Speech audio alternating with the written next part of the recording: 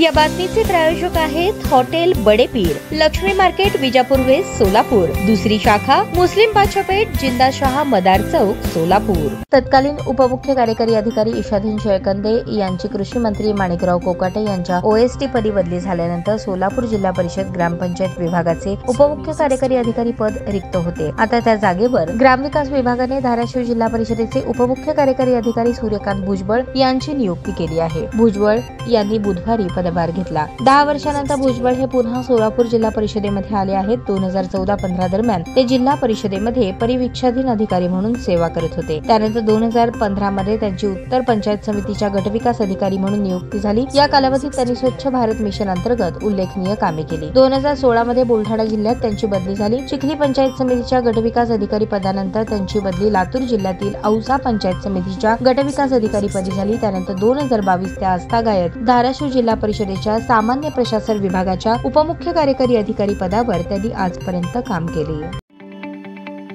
ताज्या बातम्या पाहण्यासाठी प्राईम महाराष्ट्र न्यूज चॅनलला सबस्क्राईब करा।